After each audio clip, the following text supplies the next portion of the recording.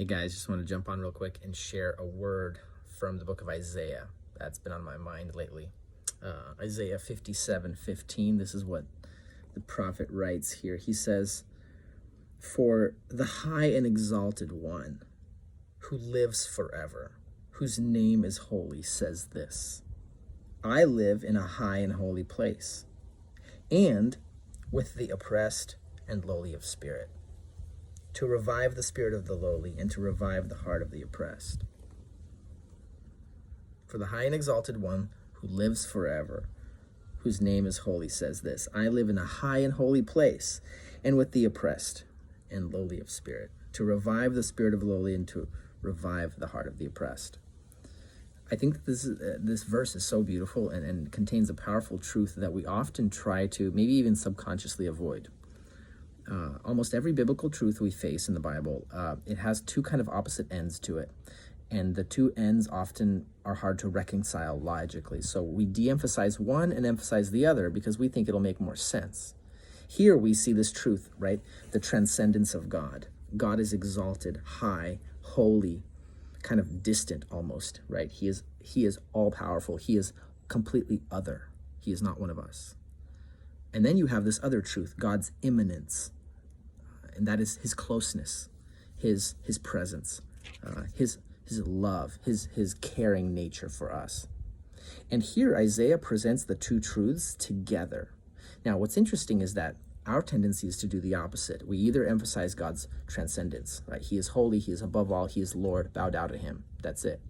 Or we emphasize his closeness, that he is close, he cares about me, and he's present in my life. But notice what this does. When you de-emphasize one, you lose the power of the other. If you de-emphasize closeness, then God becomes distant and cold. If you de-emphasize his greatness and his transcendence, then his closeness, it becomes cheaper.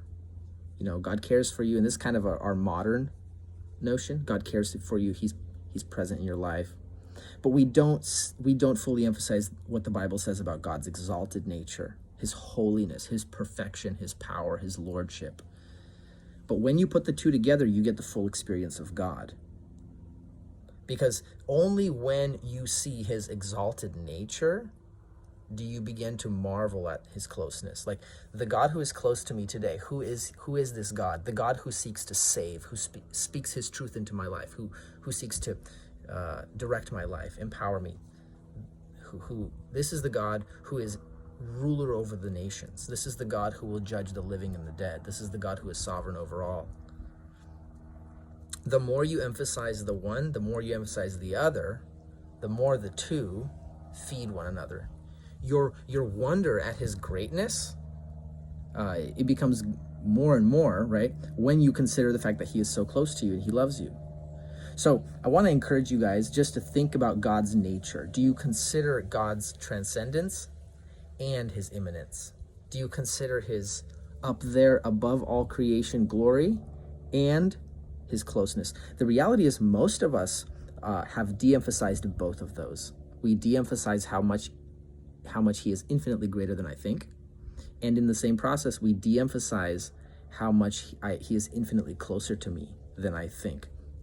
When you hold the two halves of the truth in tension is when you truly experience the power of his presence. So I just want to encourage you guys, consider the words of the prophet today and consider God's glory and his closeness.